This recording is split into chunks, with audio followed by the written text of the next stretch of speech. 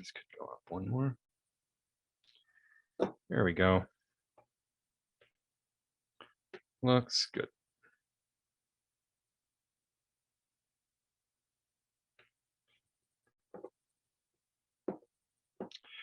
Okay, so today we're going to be introducing two concepts. We're going to be talking about two concepts. So we'll be talking about functions, and we'll also be getting into lists today, which are one of Python's built-in data types. Functions are not a built-in data type. They're a means of abstraction. So let's look at this. Let's do our overview really quick. So things we've covered. Let me think. Yesterday was a bit of a whirlwind for me, so I feel like I was trying to do a big push to get through all the material. So let's see if I can remember. I'll do my categories first. So our major categories are evaluation, execution,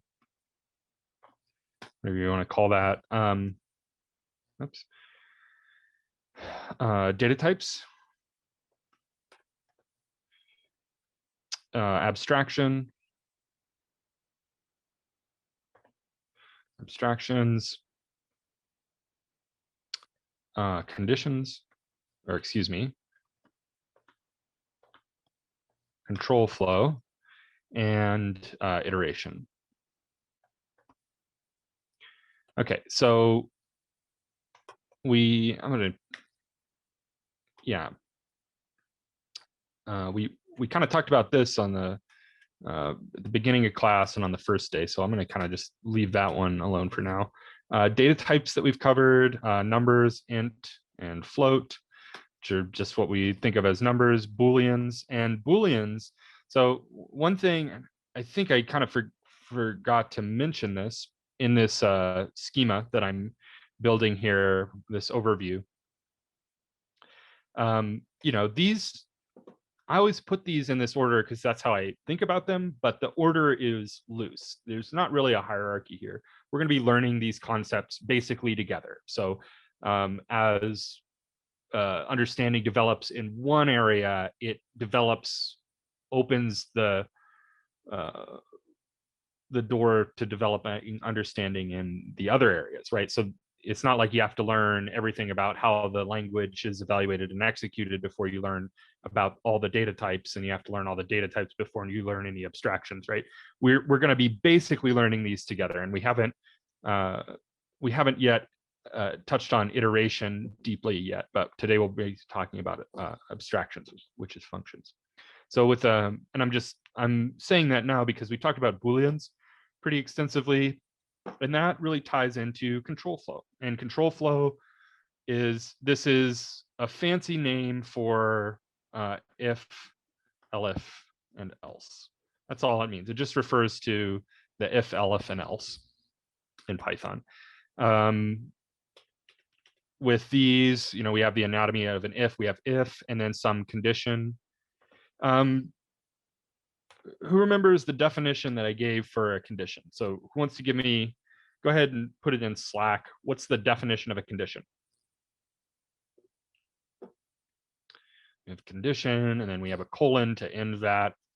And then we'll tab into it underneath the if, and then here's our body. The body is just any arbitrary code to be executed if that condition is true. All right. Yeah, so I'm not seeing any, I'm not sure if this is going to tell me if there's any typing going on. Maybe it's not going to tell me on my phone. Yeah, go ahead and put it in Slack if you remember, or if you want to give a definition of what a condition is in Python. I'll give people a minute for this.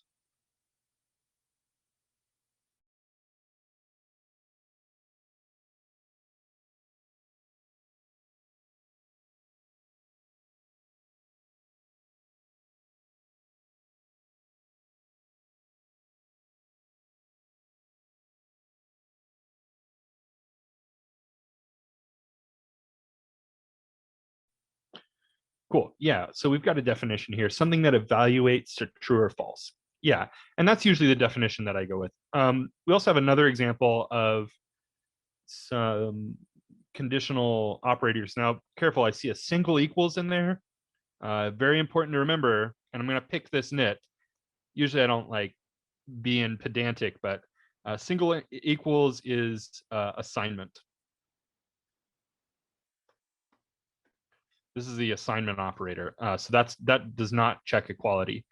And I want to be pedantic about this in this particular case because if you try to use that, your code is going to freak out. Python has no ability to distinguish between this and this. It gets totally wigged out. So so those are good examples. We have equality, inequality, greater than, less than, greater than equal, less than equal, etc. Right? Well, that's all of them. We also looked at and, or, and not. Let me actually move these up under bool here, because these are Boolean operations. These are comparison operations that yield Boolean values. There we go. Oops, let me make sure here.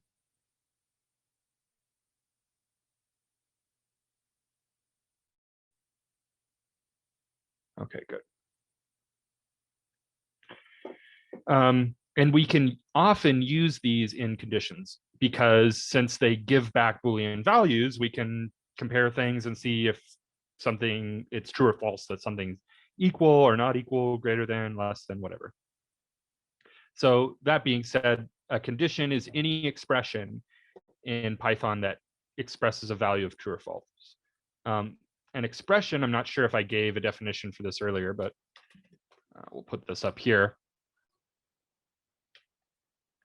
Expression is some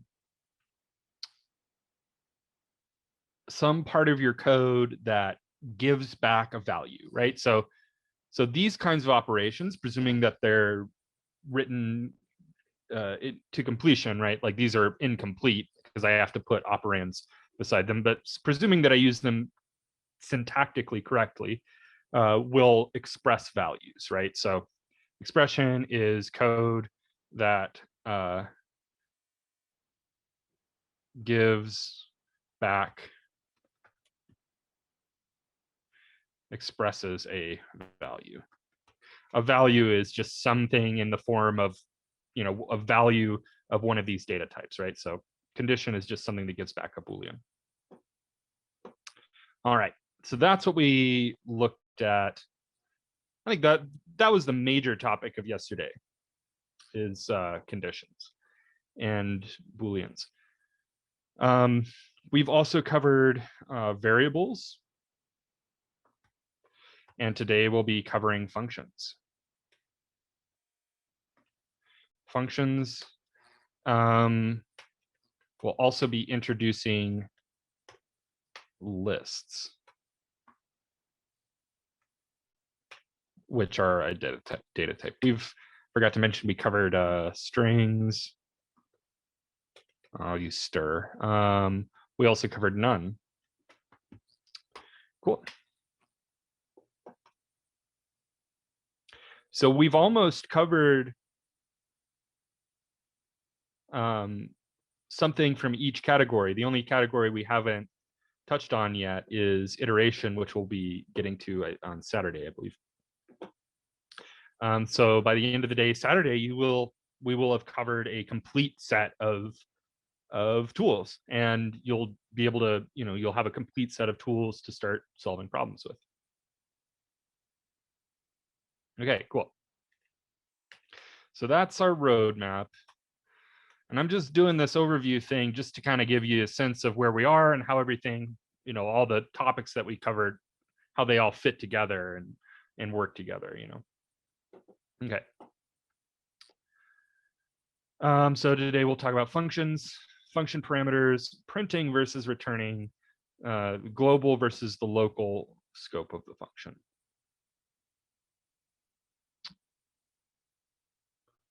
So just a quick aside for Slack etiquette. It is helpful if you comment during class in the thread for class, and in general, commenting in the thread is helpful to just keep the Slack channel clean. We want you to use the Slack channel. I know we have some rules that take some getting used to. And I don't, sometimes Tovio or I, when we're leading class, if somebody posts in the wrong place, we'll just delete it and like repost it somewhere else. I hope y'all don't take that personally. It's not like a big deal to me. I'm just, trying to remind people, to keep it clean. And it takes some learning. So like, if we kind of moderate the space a little bit, it's not because we don't want you to use it. We're just trying to, make sure that it is used in like a cleanly way that works well and is manageable for everybody. Cool. If you're posting code, using the triple backticks gives you a coding cell like this, which since Python, like I said, since Python is a white space formatted language, and what that means is like what we covered with if, like if 7 greater than 5, print hello or something, whatever. So this is formatted with this indent of 4 spaces here. And that is syntactically necessary. Excuse me, gosh. This is syntactically necessary, which means that it's not going to work if I take out those spaces. If I try to paste this in, this is kind of hit or miss. I'll just paste this in without formatting in here. And that actually does have some spaces in front of it, but sometimes if I try to, let's see. Yeah, that actually does recreate it in that specific instance. Sometimes with like larger amounts of code, if you paste it in without formatting, the formatting will just not be preserved in certain cases, especially when you have like something nested, like indented within something that's indented within something that's indented. You start getting a few layers deep. If you don't use the triple backticks, it just becomes an unreadable mess that might not be copyable from that format back into a text editor. So using the triple backticks, giving me a code cell like this gives me a much more readable inline bit of code that I can deal with, and it's easier to help out. Okay. If you want to highlight some code, like in the middle, like you're just referring to a variable, you're just writing a paragraph and you're just referring to part of your code or a function call or something, and you just want to highlight that, you can do like a little mini inline text formatting with single backticks just surrounding, like quote marks surrounding that particular thing, and you'll get something like this. Cool.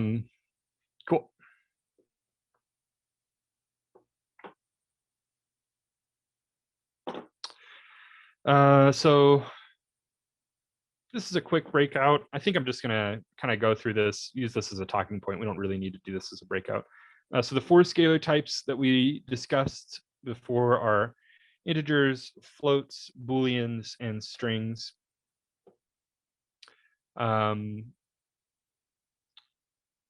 This is asking us what this is going to print out. So 1 over 100 to the 100,000th. This is going to give us a really, really precise floating point number that's more precise than Python can actually handle. Let's just run this really quick.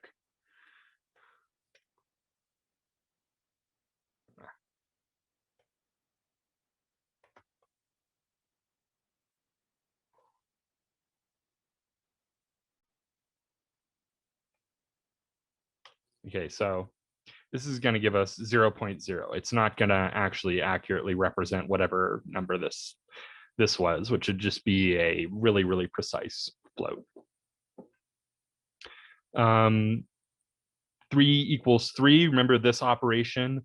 When you see this double equals, it's comparing something for true or false. Is it true that these two things are equal or not equal? So it's true that 3 is equal to 3. So this part of the code will evaluate to true. It'll express the value true. So this is an expression that gives back true. 2 not equal to 2 is false because 2 is equal to 2. Let's see.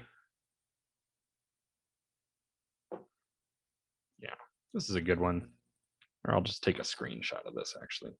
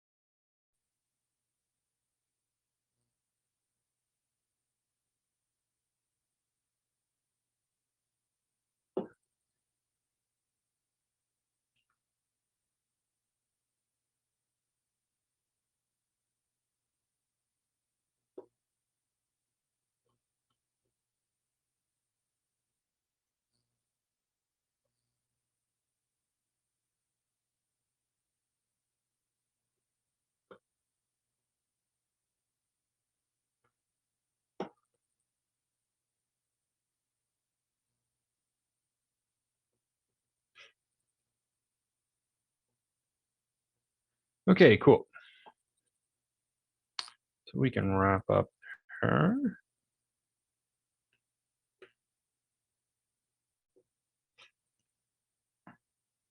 So I'm going to just copy this in and we'll play around with it. So I want to know what this is going to give me for each of these values. And I'll just go through and comment each one out respectively. We got some, if you're copying, sometimes you see stuff like this. These look like quotes, and this all doesn't look particularly wrong. I've trained my eye to look for these. These are non-ASCII quotes. These are non-UTF-8 quote marks, so they will actually not be recognized as strings. It's a really weird one. So you got to get those out of there. Okay. So the first one will be, I got nothing. Let's just do this. And I'll just do, there we go. Let's see what the next one's going to be. It'll be high five. Next one, high five again.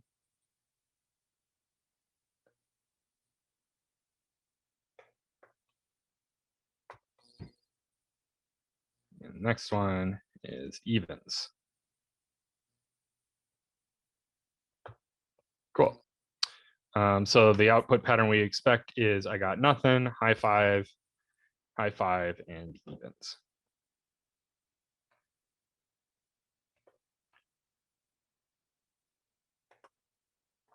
And a couple questions here. What shortcut do you use to comment out multiple lines? For multiple or single lines, I'm on Linux, so for me it's going to be Control/. I think that's going to be the same on Windows, and if you're on Mac, it'll be Command/. And that should actually be true. And it's a pretty universal shortcut in any text editor. It just depends on your operating system. So yeah, if you're on Mac, try Command/, and that's, or it's the / or the question mark key will comment out one line, or if you have multiple lines, you can do multiple lines like that. We got another question here. Oops. Could you show us how you could loop through the values to output the values? Slightly out of the scope of today's, well, loops are, but I could, here, what's not out of the scope is I could turn this into a function, which we're going to get right into in a second. So why not? Okay, so I could say def, I don't know what to call this, breakout to whatever. We'll take in X, and whoops, instead of printing, I'm actually going to return, and we'll do this.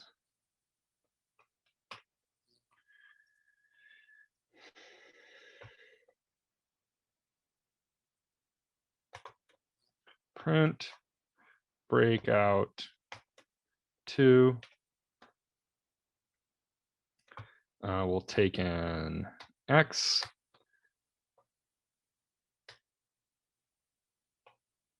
Whoops.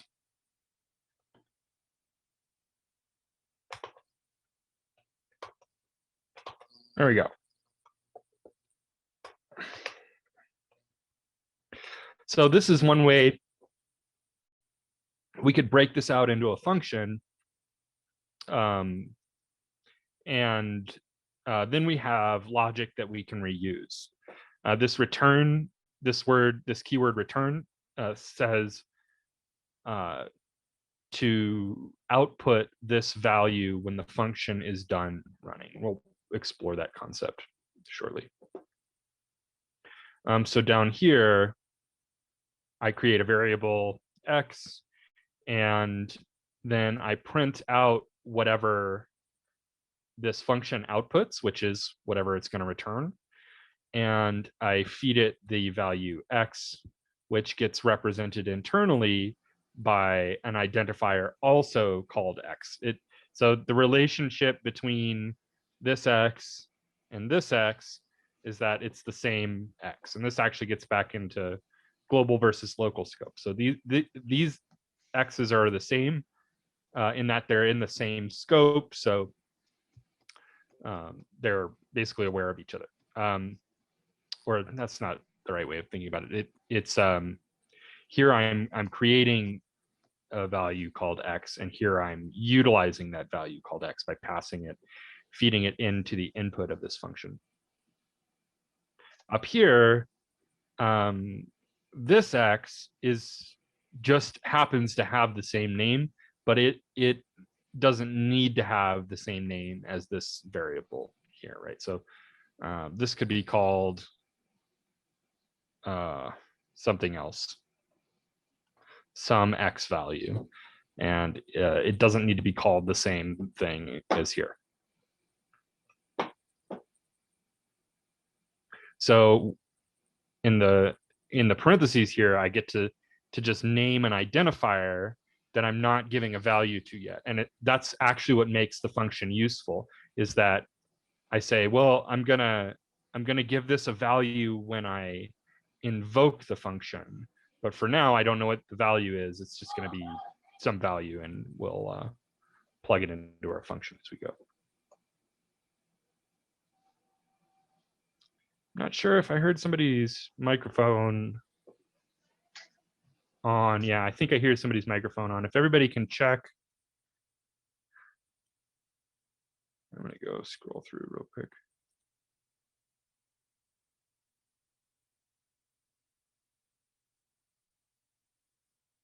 Okay, cool.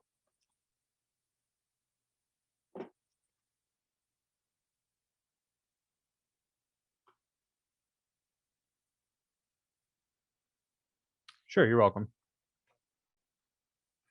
All right, moving on.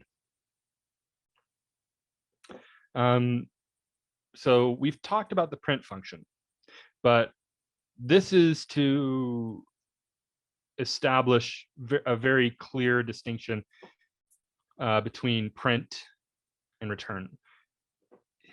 It's easy, and it's easy to conflate the two, but it's important not to.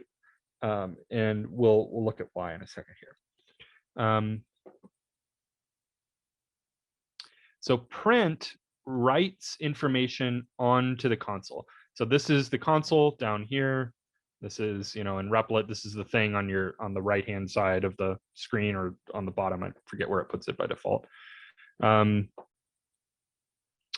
you're using VS Code, this will have something similar. If you're using Jupyter Notebook, you'll see a little console output when you run your code in a code cell down below the code.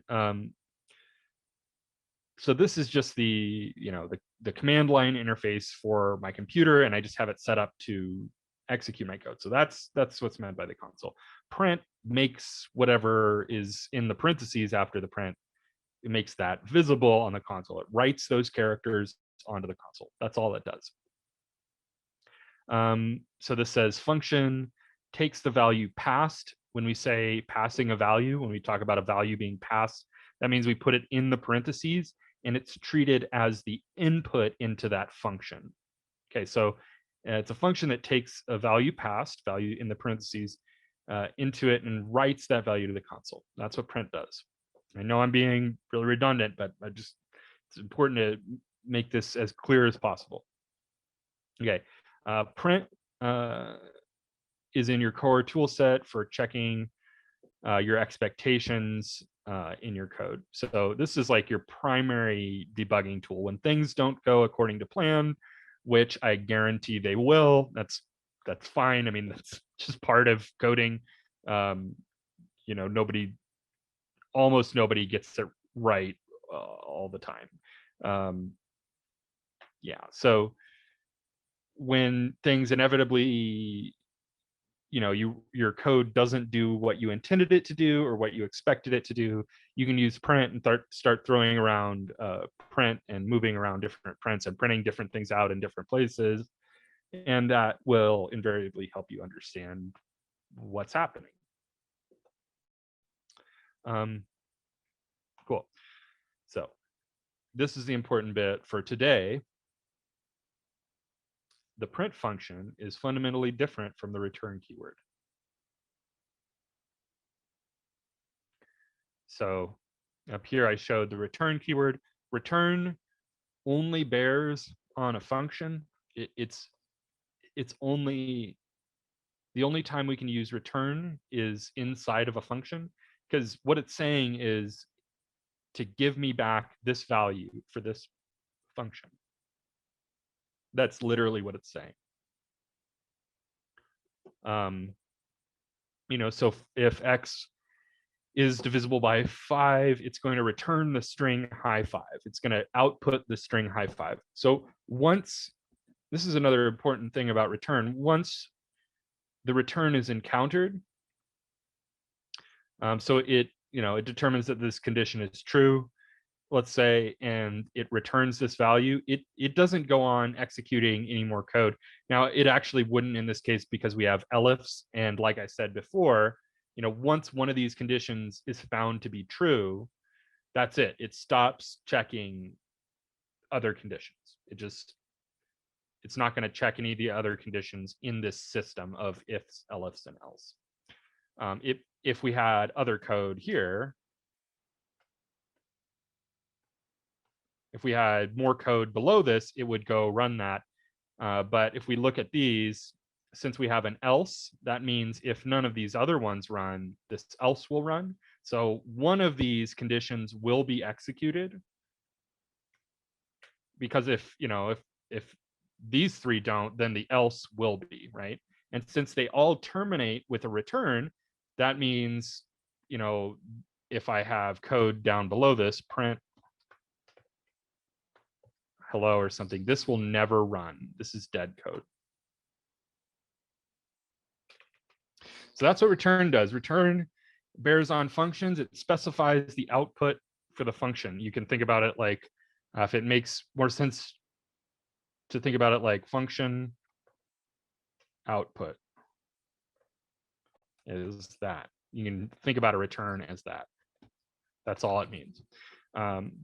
It does not mean to write this information to the console. So what we're doing here is we're printing out the function call. So when we call the function, we get whichever output we specify, and that returns right here. This turns into that return, and then we print off that output there. Looks like we've got a question here.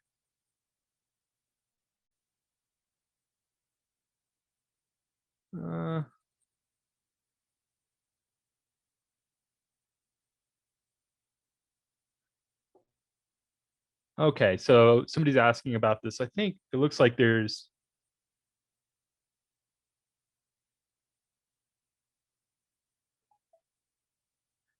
it looks like there's some answers to this, but the question is,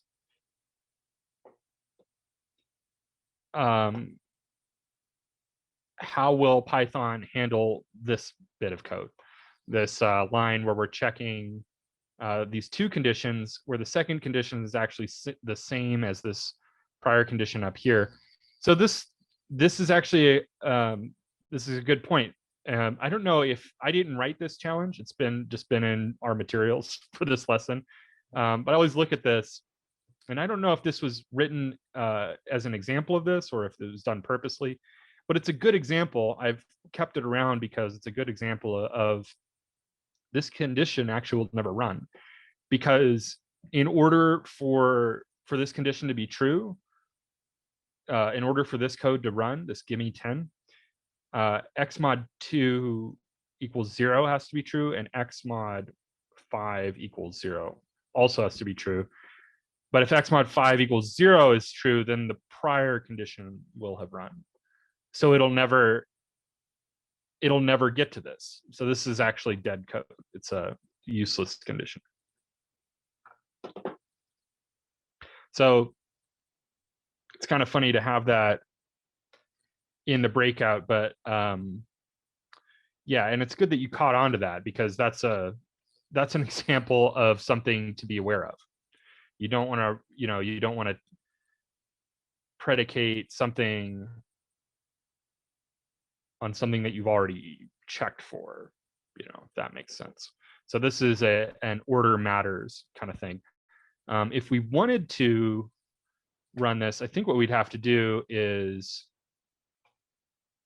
rewrite this like this.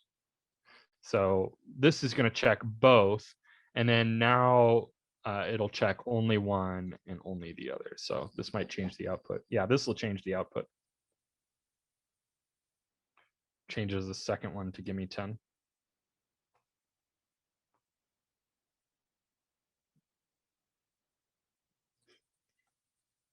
So that's an order matters thing.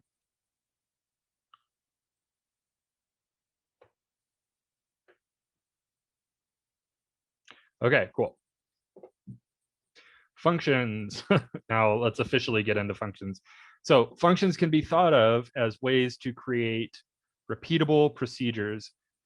You give the function a name, give it parameters. Parameters are technically optional. Outputs, or AKA returns, are also technically optional. If you don't specify a return, or your code doesn't encounter a return for whatever reason, it will return none. The function will have a value of none, which is a value. I'm not saying it won't have a value. I'm saying it will have a value. The value will be the value none. So it's an important distinction. Okay.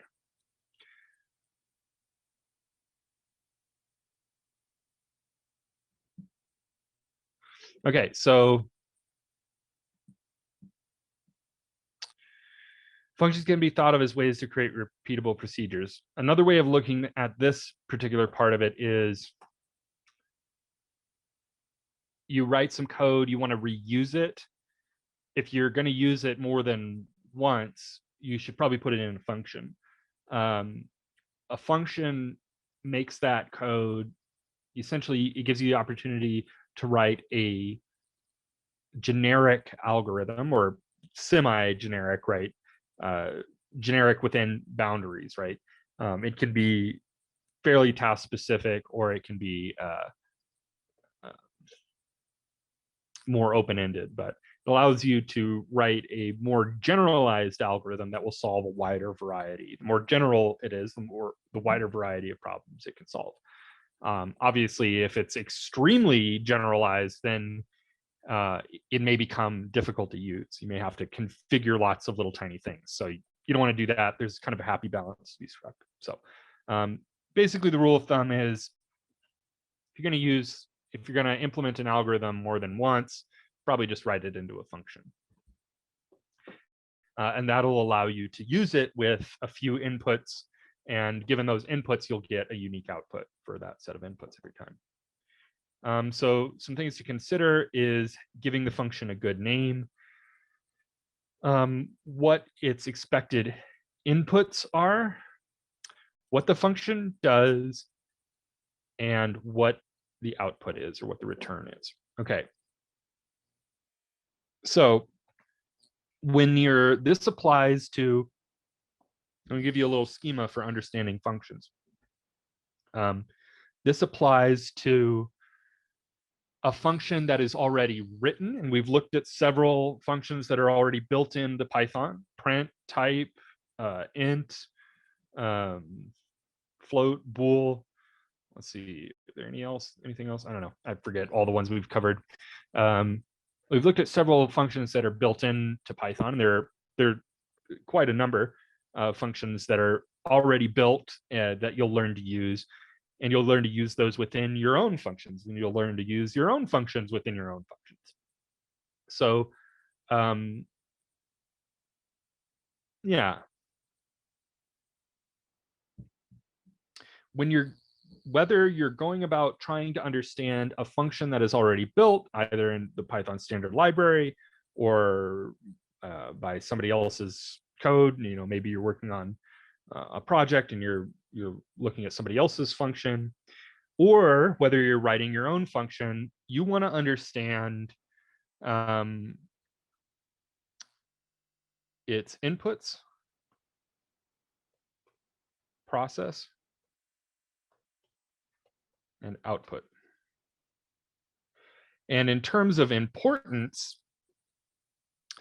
inputs and outputs are key.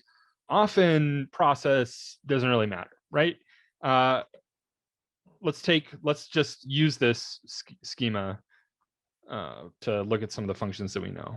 IPO. This is IPO. So you may be familiar with there are different schemas that may involve other things, like some people will include like documentation or like mutations, things like that. I just do these three because it's simple. So input, process, output. So that's the important ones. And of the three, inputs and outputs are the most important. And I'll show you what I mean. So let's look at print. What are the inputs? The inputs are anything. It'll take in anything. It doesn't really care. The output is who wants to tell me what the output is for print?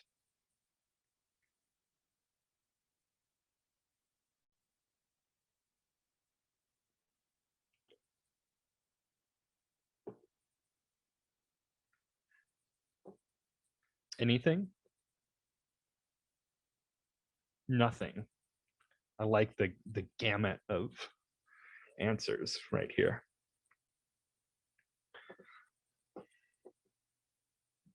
I've got my trick question voice on, if you can't tell. A string? Maybe? Okay, it's definitely a trick question. So nothing is the closest. The print's output is none. So when we say output, what we mean really is return value. That's what output means. Now, that might feel like a cheap shot, and apologies, because yeah, that's kind of a cheap shot. But because print definitely has, I mean, like this sure looks like what you'd describe as output, doesn't it? And you could, yeah, we're outputting to the console. But it's not output in the sense that we think of functions as having an output. This is an effect. This is part of its process, right? So let's do this. So print takes in anything. It's part of its process is that it writes the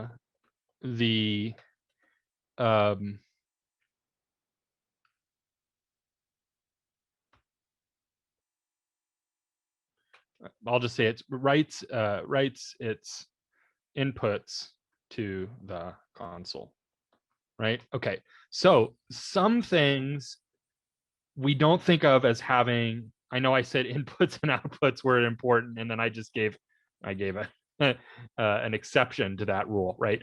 In print's case, input and process is what's important, right? So a lot of times when we're thinking about process, it's kind of in lieu or in addition to output. In a lot of cases, we don't really care about the process. I'll give an example of that. That is actually, I didn't think about that before I chose print, but I'll give an actual example of this. Okay. Yeah, so part of print's process is that it writes something to the console. So process is used, the way I use it at least, is not necessarily like how it goes about it. It has to go, if we wanted to get into the nitty gritty, like it has to go interact with the operating system's API and find the terminal that it's running in and write to standard out in the convert the whatever type that it's working in into a UTF-8 compliant string, and then write that string to the console that it's, so there's some like, however it goes about it, I don't really care.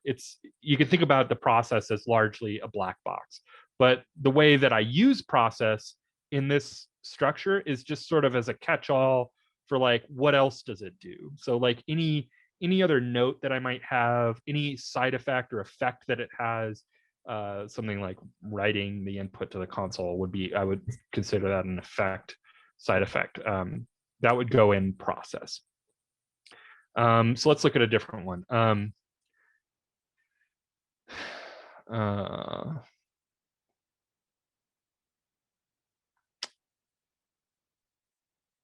We've covered so few functions.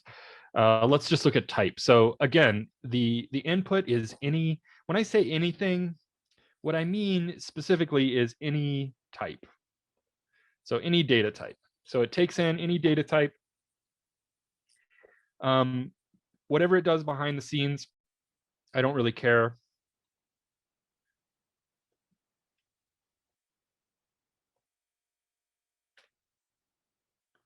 Sorry, let's do this.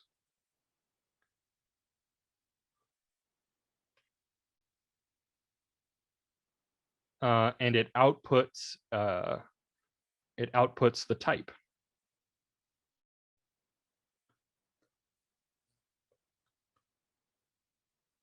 So it takes in any data type and it outputs the type of whatever you pass to it, or whatever that expression evaluates to, right? So what I mean by that is if I do print, now I want to be able to see it, so I'm using print.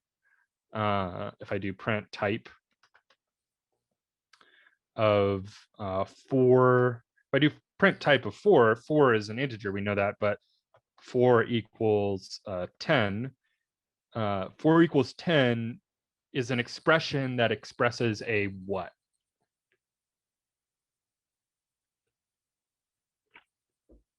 I don't really need to ask this. Boolean, yeah. I know that's an obvious one because we just talked about that. Yeah, so this expresses a Boolean, so that's going to give me the type of, in this case, it's going to give me false. I don't really care if it's true or false. It's just going to give me the type of true or false, which is a Boolean. So that's going to be class bool. So if there's anything in Python, any function call, any variable that might be not having the value that you think it's supposed to have at a given point, you can print off its type and it'll tell you. It'll either confirm or deny your expectation or assumption about what that thing is, right? So you might think that, like it's reasonable to look at this if you were a beginner and say, oh, well, this is an integer and this is an integer, and then this is just something in between two integers. So I guess type might say this is an integer, but you might look at this and say, oh, okay, well, if I print off the type, I'm going to get a Boolean, and that makes sense too because we're comparing these and that expresses a Boolean. So anyways, so as you learn new functions, keep track of the functions that you learn every time you encounter a new one, and do a quick IPO for each one. What are its inputs, and frame it in your mind like type takes any object or any type as an input and outputs the type of that input, right? Let's shoot, I'm trying to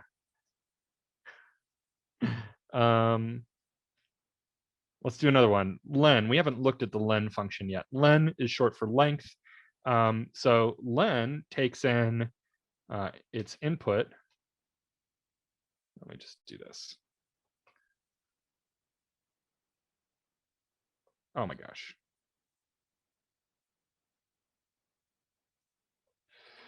So length, or len, takes in any iterable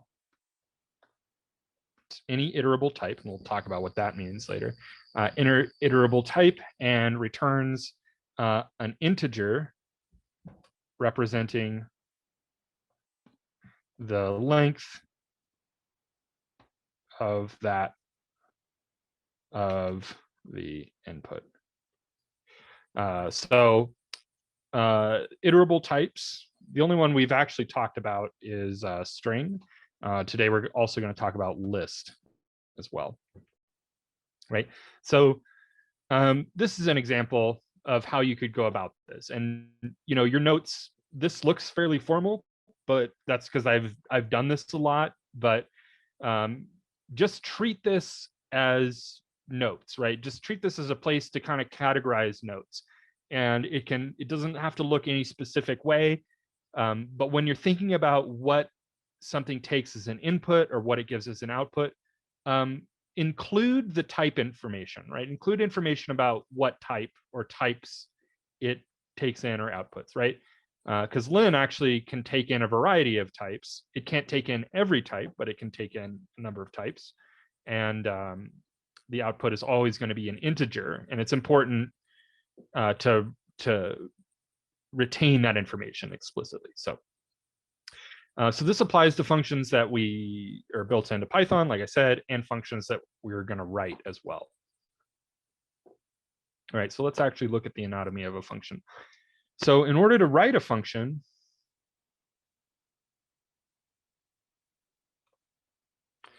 we have to, or in order to define a function, we use the def keyword, def. This is short for define. So we'll say def and then the function name. And let's actually write a function. I'll write a factorial function. Oh my gosh. Oh my gosh. Factorial will take in n. Now n is an identifier, so remember when we talked about values, or excuse me, variables like n equals 10 or something, right?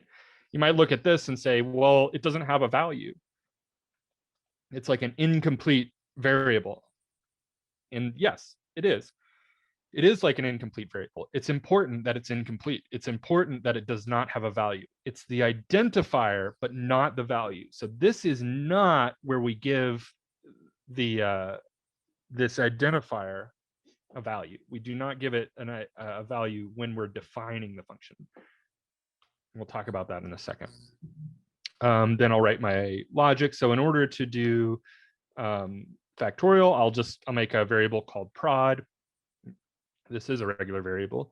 So notice I've indented my code, right? So after the head of the function, to end the head, we have a colon that tells us that the function head is finished and that we're going to move on to the function body. And it knows which code is a member of that function by whether it's indented or not, right? If you try to write your code out here, it's not going to work. It's totally broken. So make sure you're writing it indented in here. Quick aside, if you might think, well, I could just write the function head and then like go on and do something else.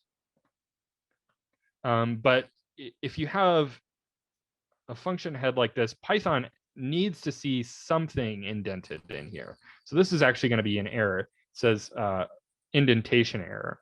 So it's smart enough to assume that it's kind of suggesting like, did you intend to indent that under that function, which I didn't. So if you write a function that you're going to come back to later, which is something that you do all the time, you write a function head and you're going to fill it out later, you can write pass. So pass is a keyword. It's a placeholder. They almost should have just called it placeholder, or don't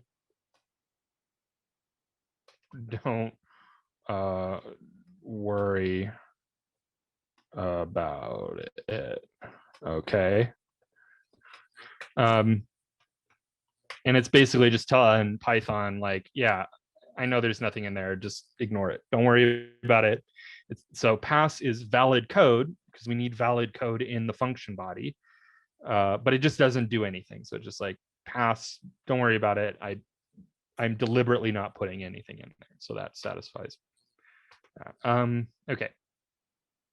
Like I said, we'll do prod equals 1, and we'll say, ignore the loop. We haven't talked about loops yet. For I in range 1 to n plus 1, prod times gets I, return prod. There we go. Can the prod go any, or can the pass go anywhere? Or does it have to go after the def? So pass can go. What are you talking about?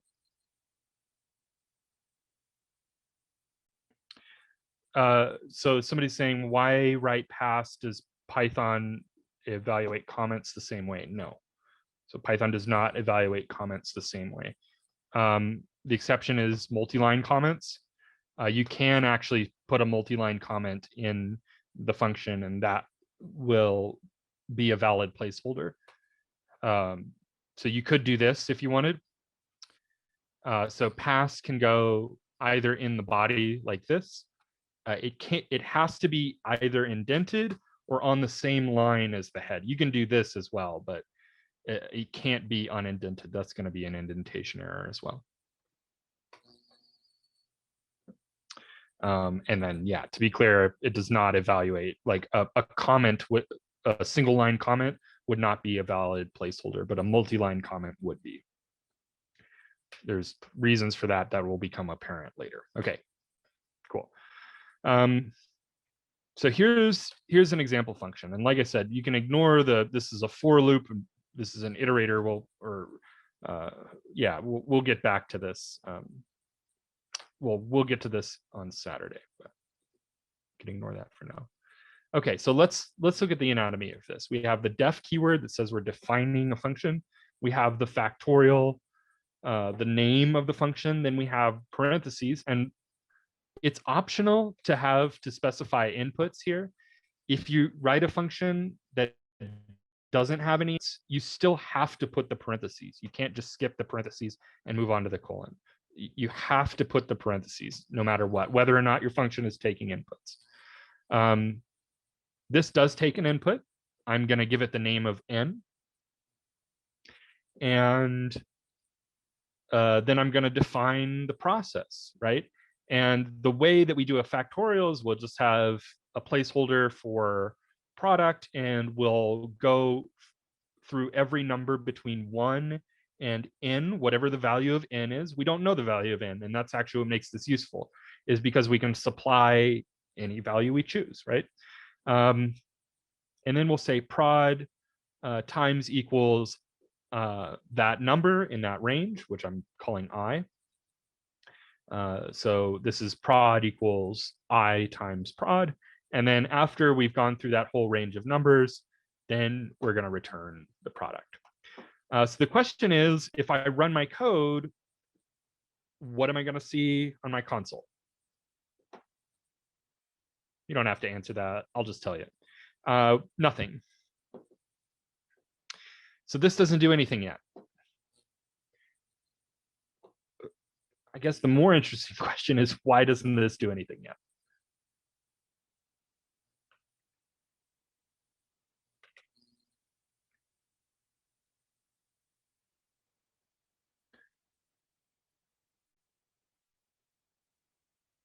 Because I have to print. Okay, yeah. I know what you mean. Really, I have to call the function.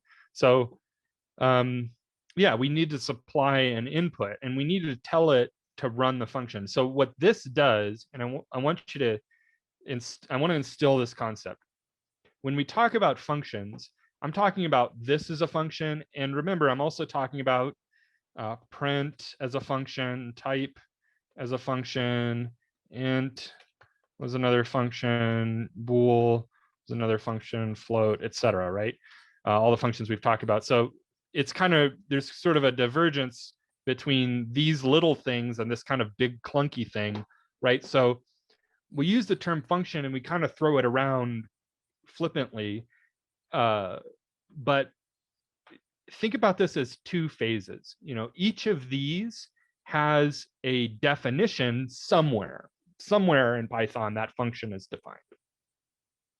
in the Python like standard library, I mean. And there might be some, some additional magic behind the scenes, like using C and other things that really kind of bake these in on a lower level, where these definitions don't look anything like the definitions that we're going to write, but somewhere in some way these functions are defined. So this is a function definition. What I have selected here, factorial, is a function definition. So let's call that a phase. That word is a little underwhelming to me, but and then let's call these the invocation phase, right? So this is the definition part, and this is where we're actually invoking the function. Invoking means we're asking it to run. We're saying, hey, run that function. In order to properly run it, we have to supply it with the necessary inputs. Now, print actually doesn't care. Print's inputs are optional. You can give it 0 inputs. You can give it 1,000,000 inputs. It doesn't care. It takes however many inputs you want to give it. Factorial takes 1 input. It doesn't take less. It doesn't take more. It takes only 1. So I'm going to call this result. I'll make a variable called result at result equals factorial of now so here's the definition, here's the invocation, and I'm going to capture whatever factorial returns in the identifier, the variable called result. So the definition, I made this identifier called n as an input. When we're making an input into a function, we call it a parameter. We call it a parameter while we're defining it. When we invoke, we supply an argument, right? So we pass an argument. So there are 2 other words that are used to describe the input to a function. When we're talking about the definition, we use the word parameter to describe its input or its inputs. And when we're invoking the function, we use the word argument to describe its input. So I want to supply an argument. I'll do 4. So this will give me the factorial of 4. And then inside the function, I pass in 4 here. So everywhere where it sees an n, which is just these 2 places, and really this doesn't matter, but anywhere in the body of the function where it sees an n, it's going to replace that with the value 4 in my argument.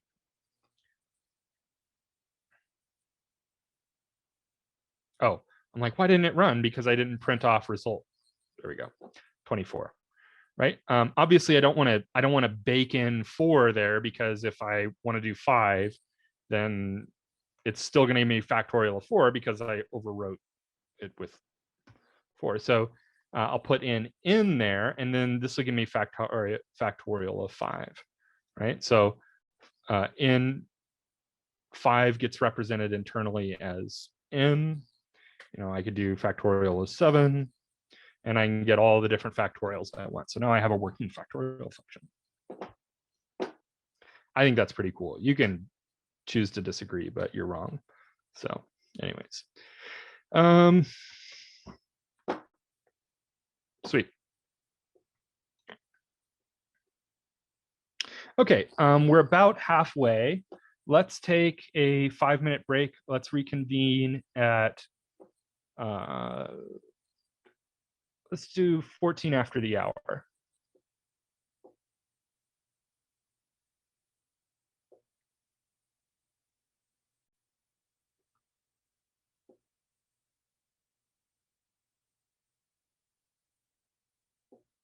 All right. Cool, let's get going again.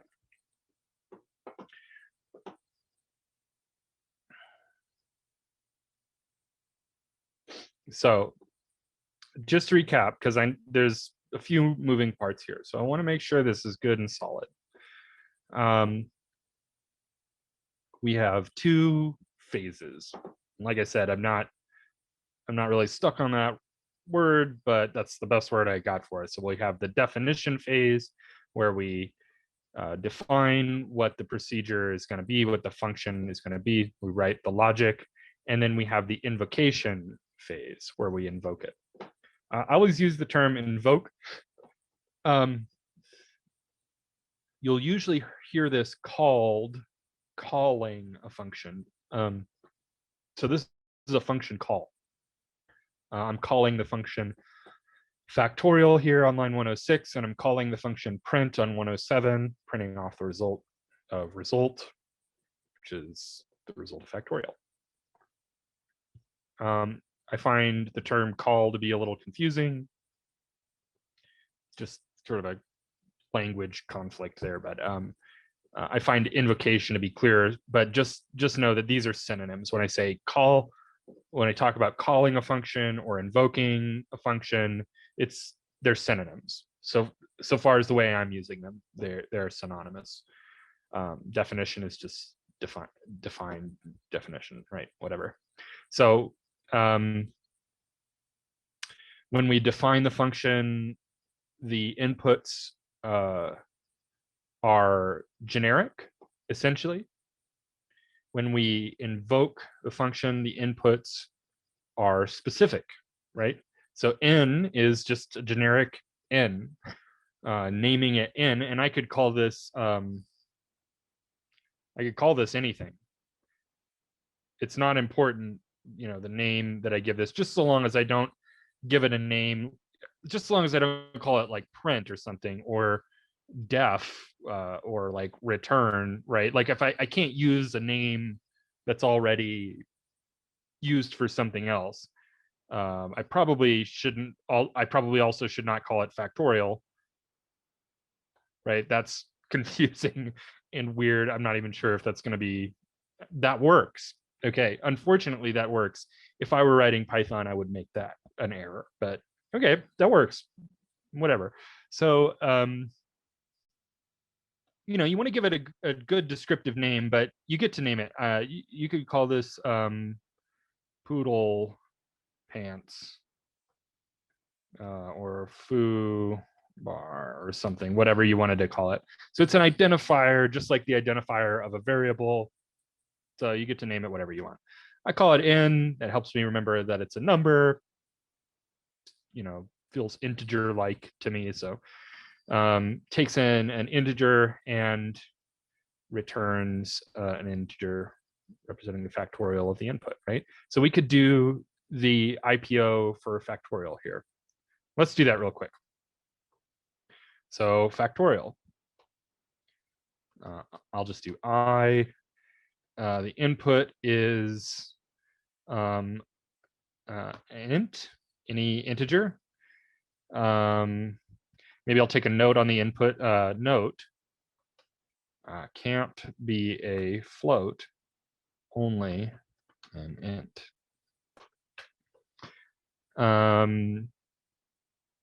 Process, I don't really,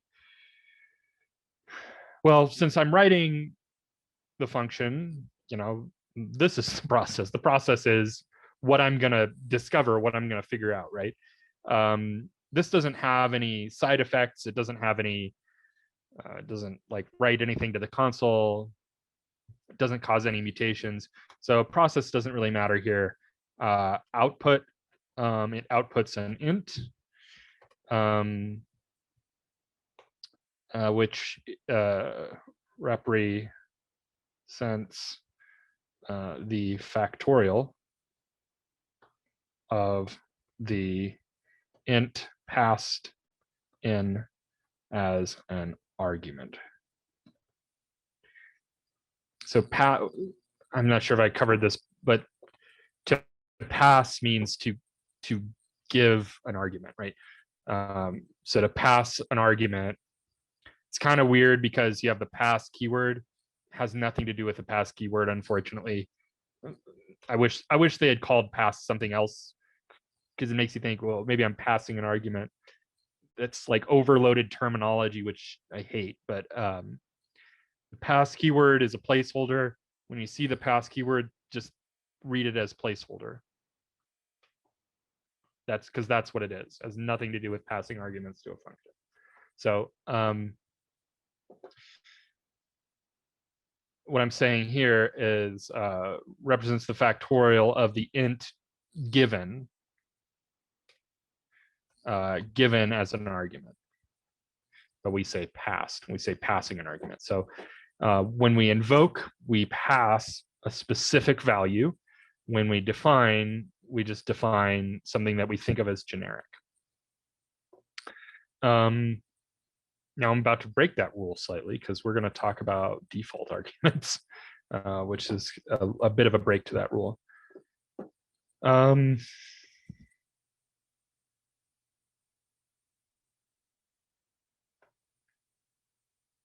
Cool.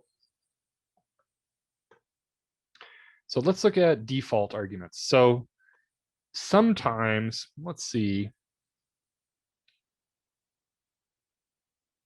It's a good assumption for this.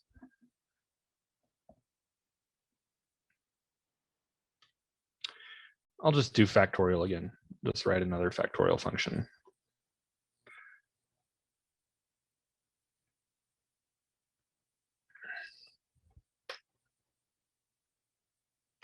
No, I'll do something else.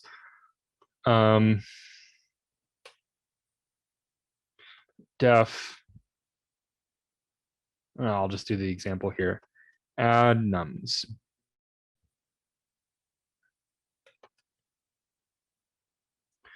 So let's say I'm going to write this function that's just going to return the sum of two numbers. Oh, wait. Let's see. Let's call this decrement. Yeah, that's actually almost useful. So decrement is going to take in two numbers. Let's actually call them n and m. And it will return n decremented by m. So if I want to see, let's say I have my number equals 53. And then we'll call this dec for decrement, for the decrementation value that we use. And we'll say we want to decrement by 3.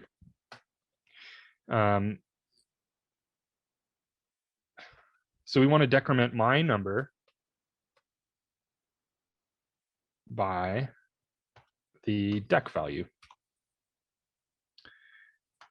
And this will just give me back my number. It will return. It's not going to change the value of my number here. It's just going to return the value of 53 minus 3, or of n minus m, whatever the values of n and m are, which I'm defining here, right? So my number is a variable that has a value of 53. That'll be used as the value for n. And the second parameter is m, and we're plugging in dec into the second position. So that will be represented as m internally in the function. Okay, so this is just going to give us 50. Run this, no big surprise. 53 minus 3 is 50. Okay. So let's say that if I don't pass a second argument, I just want decrement to assume that I want to decrement my number, that I want to decrement n by 1. I want it to assume a value for m. So I can do this. Now, this feels like, it could feel like a violation of the rule that I just so painstakingly went to describe up here. You know, we don't offer, or we don't supply a value for n when we're defining a parameter. You know, we do not supply a value for the parameter when we're defining it. And then here I am, apparently defining a parameter, defining a value for this parameter. So what this is, I still think about m as generic. I still think about it as something whose value I don't know yet.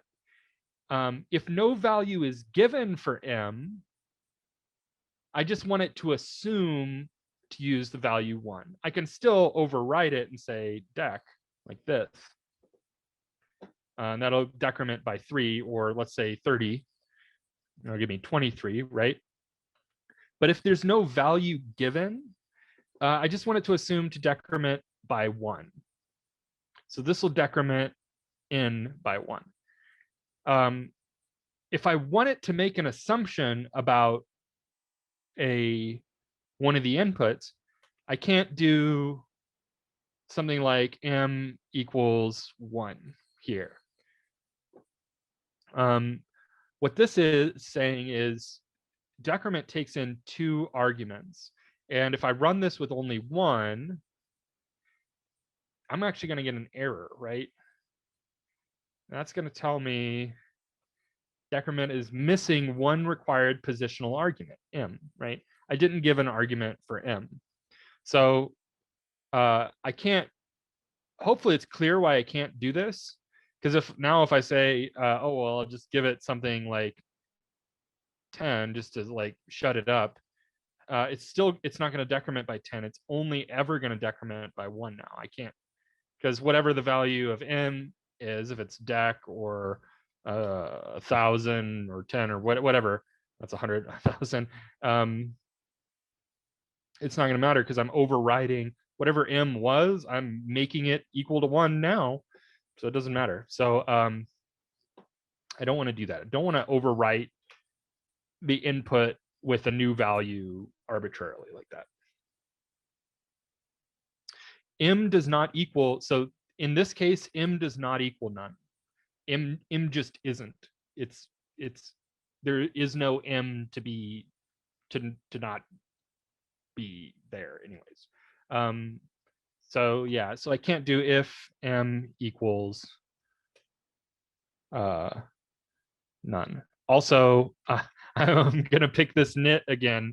Sorry to be a nitpicker, but you used single equals, so that's assignment again. You'll want to be careful about that. You want to use equality, not assignment. So that's assignment, that's equality. No worries. Not trying to put you on the spot. I feel myself being annoyed with myself picking that nit as often as I do, but it's worth just pointing out anyways. Okay, I think. Yes, exactly. Thank you for the teaching moment. That's what it's about. All right, cool. So yeah, in this case, if I want it to make an assumption, I have to do this default value like this. And like I said, I can override it optionally if I want, but I can't. But it will make the assumption if I don't give a value for it.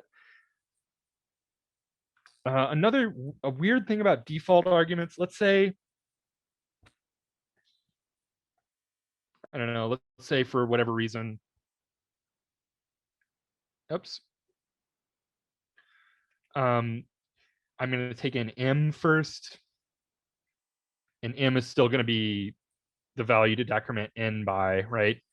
And then I take in n like this. This is its own special error, right? So syntax error.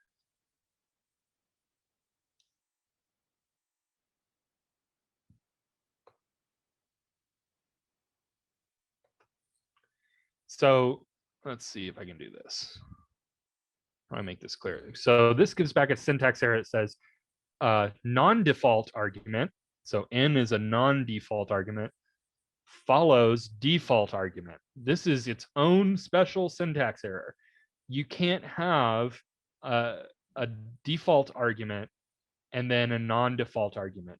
If you make a default argument, everything to the right of that default argument, every subsequent argument has to have a default value given.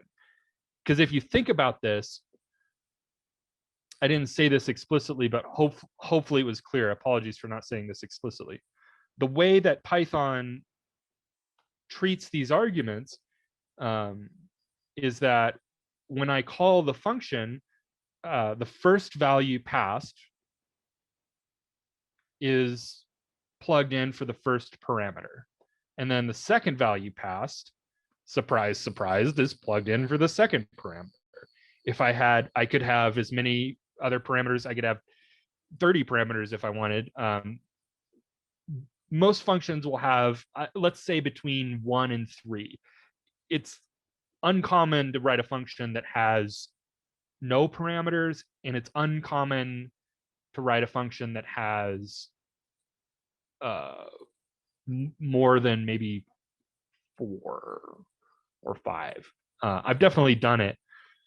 You can use default arguments, like maybe if you have a function that like really kind of needs to take in 7 or 8 parameters, and I've done this before, you might not want to pass 7 or 8 different things every time. Maybe you can make an assumption about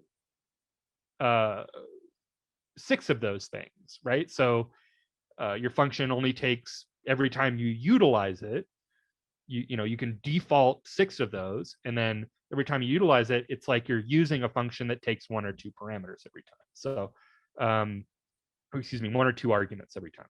So defaults can be really useful for like adding in configurable information later. You can always kind of reconfigure those down the road, but yeah. Anyways, I kind of got off. Apologies, I got off track there. The point I was trying to make, the first argument corresponds with the first parameter. The second argument corresponds with the second parameter. If these are in reverse order, right? We'll do this one again. If these are in reverse order, well, I'm supplying an argument for the one that has an assumption already made about it, and then I'm not supplying an argument for the one that doesn't have an assumption made about it. So you could argue, well, why isn't it smart enough to just say, well, obviously m should be defaulted to 1, and then n will have the value of whatever's passed here. Well, what does that mean when I go to actually pass in the second value for dec, for m?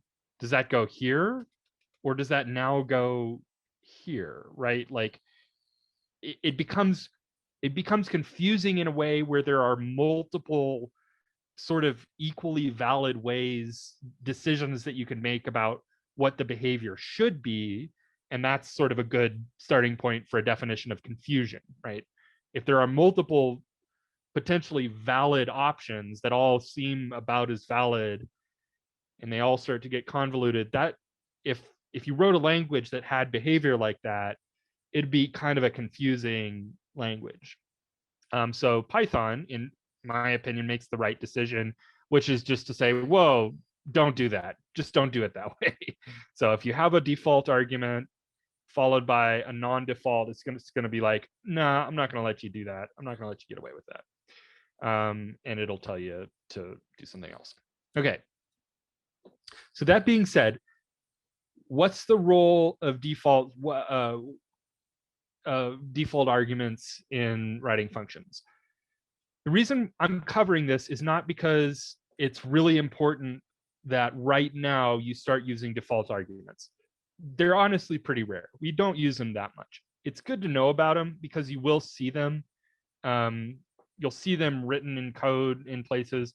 But if you're coming at this, if you're a beginner right now, you're probably not going to be at the point where you're using default arguments for a while.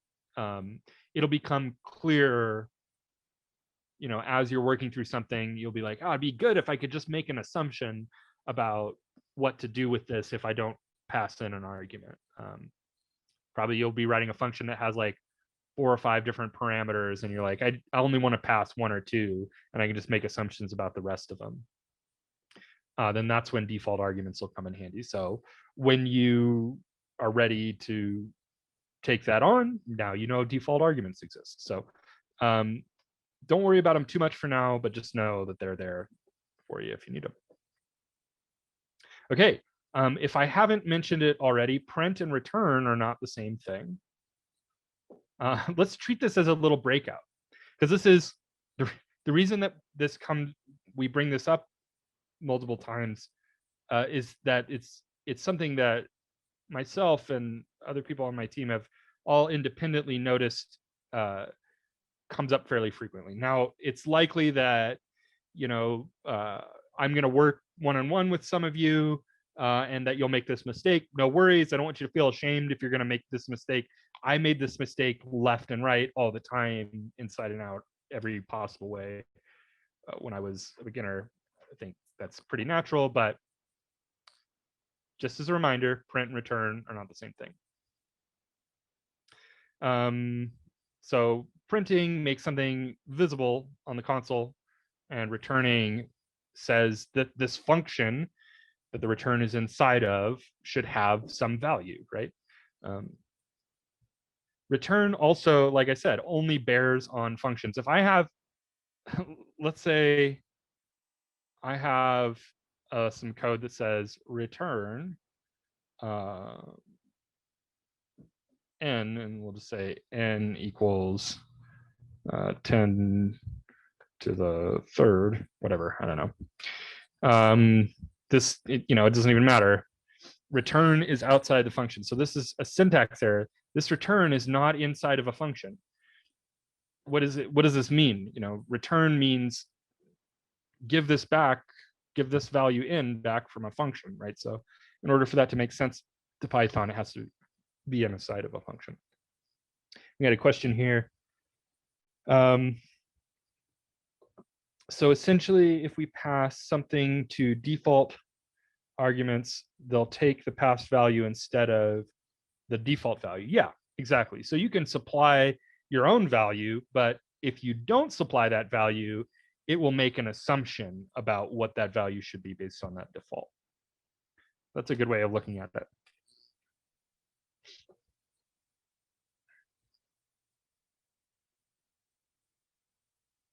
Real quick, let me just paste this in, this example.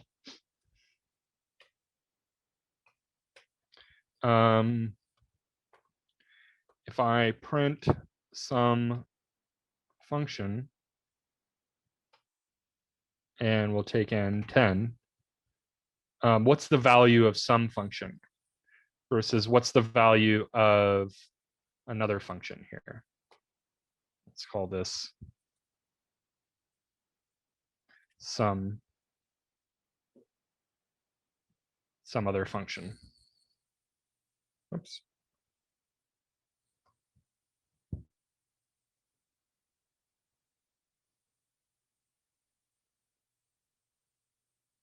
Go ahead and put it in Slack. What do you think the value of some function is going to be, and what's the value of some other function going to be?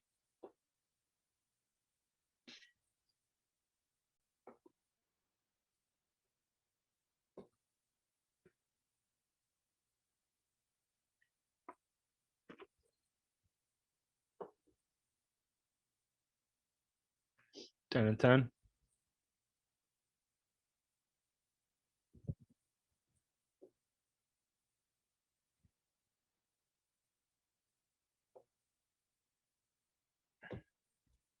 It's a reasonable assertion. So we get, notice we get 10, none, and 10. So where's this none coming from?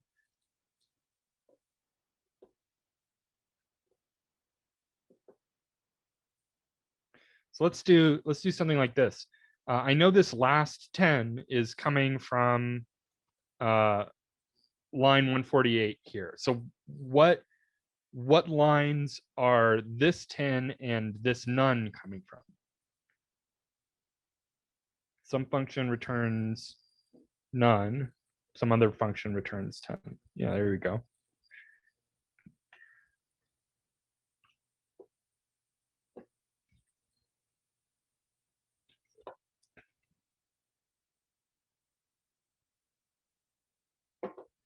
So if we look at this, right, so this first 10 in my output came from this line. And this none came from this line. Because notice I'm printing off whatever this function returns. Since I didn't, like, what does this function return? What does some function return? No return is specified. There's no return in some function. There's just a print, right? So since no return is specified, it returns none. And that's true about any function. If you don't write return, if you don't write the word return, return, it's not going to return, it's going to return the value none. It will assume the value none. So if I print off that function, its value is going to be none. Now, the reason we see 10 is because we're printing 10. Same thing would happen if I'd returned print 10. So if I try to return print, it'll still print 10, but it's going to return the value of print, which itself is none. So I can't do it that way. This one is actually literally return. Cool.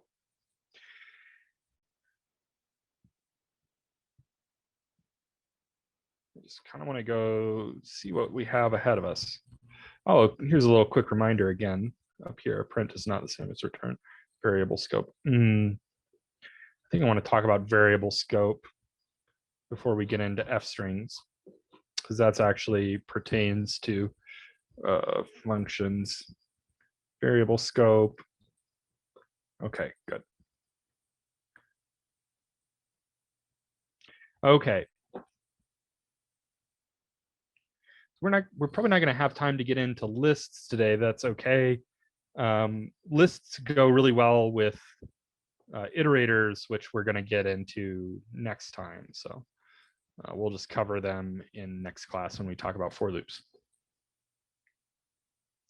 Okay, so variable scope. So we think of things as being in a global scope, which means that everything, the whole program, has access to it, or in a local scope, which means that only things within a certain scope have access to it. So for our purposes, and there are other scopes, but for our purposes, we're going to think of functions as being the local scope. So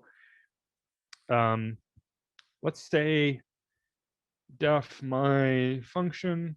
We won't take in any inputs. We'll just say x equals 10 and then print x. What's going to happen? Who wants to tell me what's going to happen?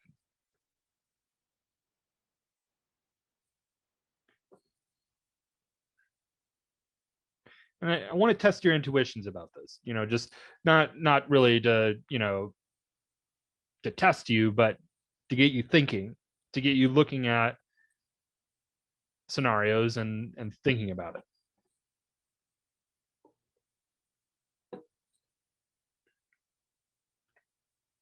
We got an answer? Another answer? Y'all are running your code, aren't you? Good job. Excellent. That's what I want to see. Exactly. Cool. Yeah, so this is going to give us x is not defined. It's a name error. Name x is not defined. So x, if I did this in the scope of the function, this would be fine. So what's going to happen if I run this code exactly as it is? What's going to happen if I run it?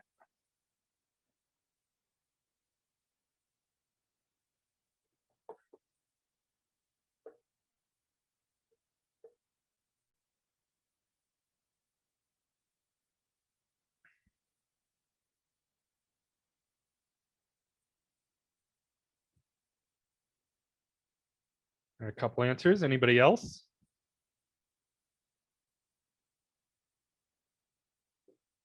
I can't get anything over on you. So yeah, nothing's going to happen because we didn't invoke it, right? So if I invoke it, it's going to print off x, obviously. And notice I'm not printing off the call this time. If I did that, I'm going to also get none. I don't need to do that since I'm printing in the function. So yeah. So this gets us into local versus global scope. So if I create something in a local scope, And I try to use it in the global scope, obviously, as it looks like at least some of you, your intuitions, or at least you're practicing running your code, which is awesome, if that's what you're doing. Some of you were able to discern that X is not available here, right? X exists in the function locally. It's local to that function, so it's in the local scope.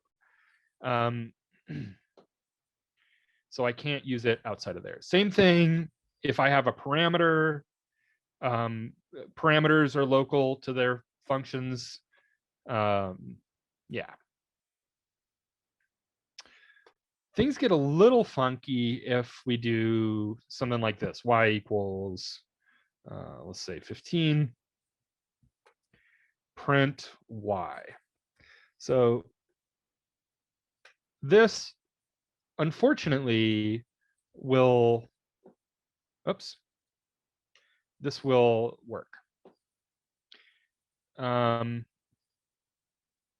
my opinion, this should not work. If I were, if it were me making a decision about what Python should do in this case, is that it should yell at you or at least put some barrier between you and doing this. This does work. This is warning.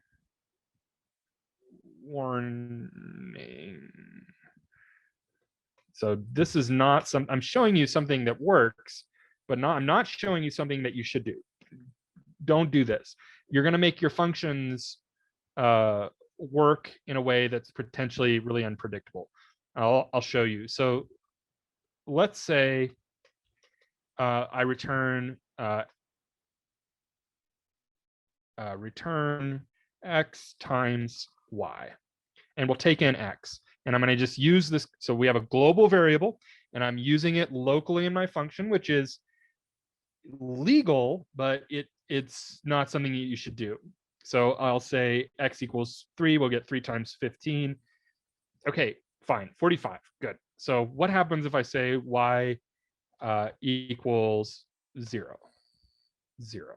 So now I have this variable that has complete control over the behavior of my function now. That's just out here. It's just there. Anybody can use it.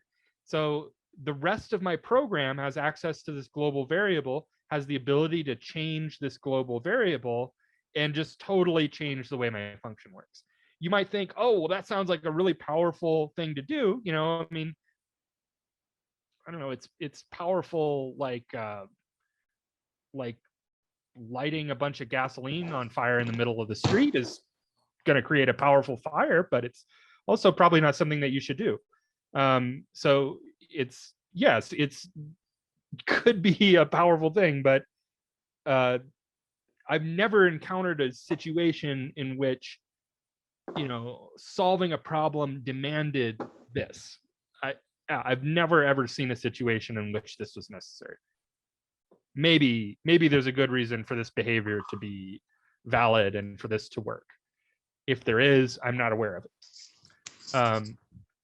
Oh, I do hear somebody's mic on. So I can just check real quick. I'm just gonna look through. There we go. Okay.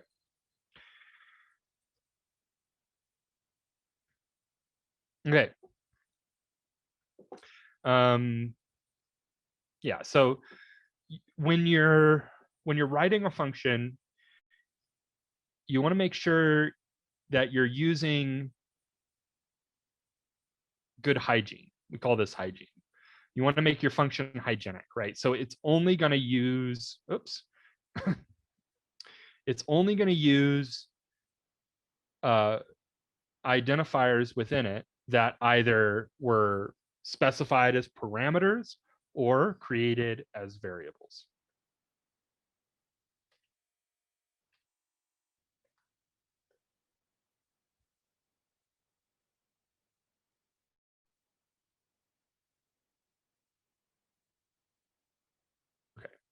So I could do this, something like this. Right now, y is going to be a constant in my function. And if I change the value of y globally, so notice changing the value of y globally doesn't conflict with the local version of y. So if Python has a local version of something and a global version, it will, in my opinion, make the correct assumption, which is to go with the local version. So in this case, it could choose from the global y or the local y, but it's going to choose the local y. Yeah, so that's the desirable behavior. So again, to recap, when you're writing a function, do not use global variables inside the function. And you might think, well, how am I going to get the information from, because the information, your variables are in the global scope. How are you going to get those into the function? There is a way to do that, which is through the parameters. So obviously I should take in a second parameter. If I want y, if I want to supply a value for y and have my function work with that value, I should take it in as a parameter. So if you have data in the form of a variable in a global scope and you want your function to use it, just pass it to the function. Now, if we look at this, you might think, well, how is this different, right? The same code,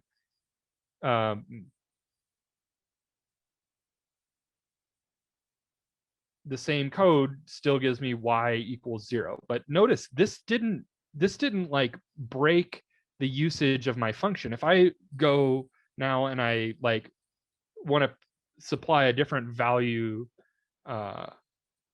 for here, I'm free to do that, right? Like I can go, play around and with different values in these different calls, right? So the previous example, imagine I had a program that I'd written, maybe 1,000 lines of code, and I used this function a couple dozen times in my code. If I had been relying on that global variable, as soon as I make that change to that global variable, and maybe I do that accidentally, which is probably how that change would occur, as soon as I do that, it breaks every single successive call of that function, right?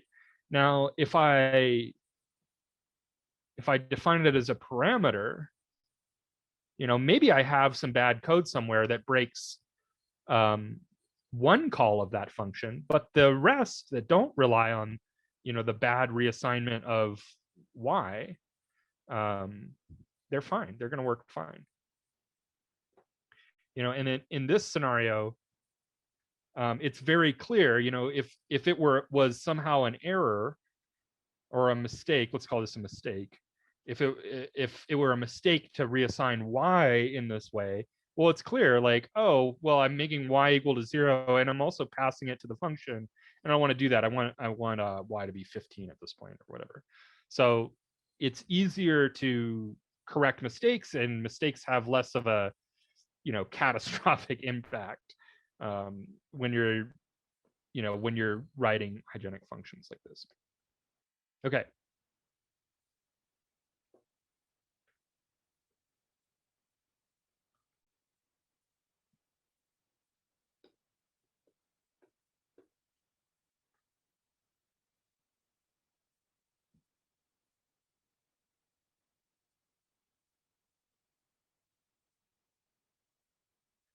Confused about the global variables.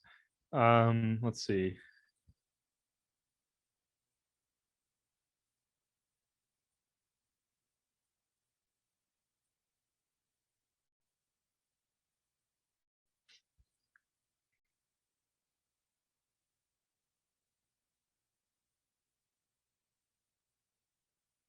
Cool. Okay. Looks like everybody's good in there. All right. So conclusion, global variables not to be used inside of functions.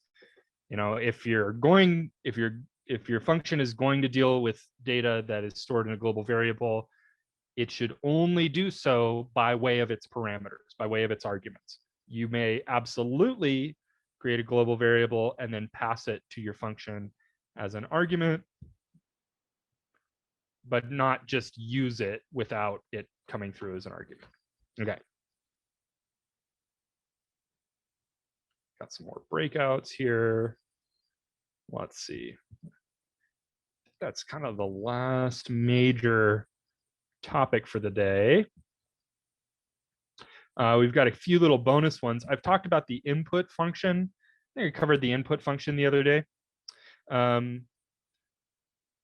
This is fun. You can use the input function to like make little terminal toys and things.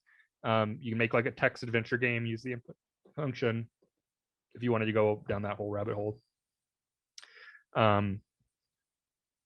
One thing I would caution you about, and I mentioned this when I talked about it, it's fun, it's useful, go ahead and use it. Don't throw it like everywhere all around your code. I mean, try out doing that and you'll see why I say that. Because every time you go to run and test your code, it's going to be, you're going to have to like plug in a bunch of different values to get to the part of your code that you're trying to test, right? Always try to build things in a way where like I build regular functions and then I use like inputs. I use the input function and I'll pass the result of those inputs into the function parameters.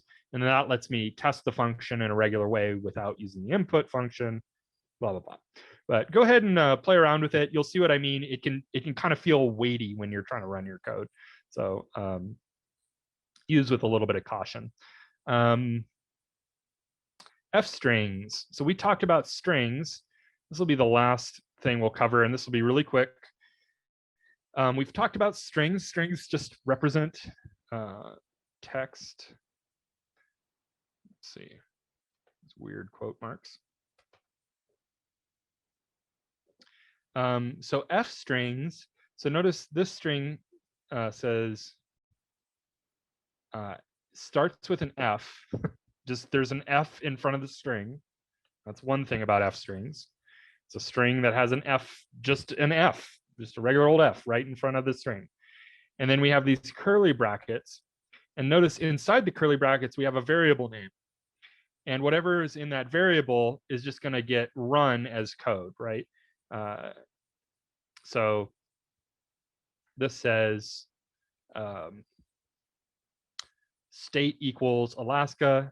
And this says F string of whatever the value of state is one of the states in the US. So this will say Alaska is one of the states in the US. Okay. So this F strings are really useful. They'll allow you to build a string that will be sort of generated dynamically as your code runs, right? So let's do another version of this. I could say like name equals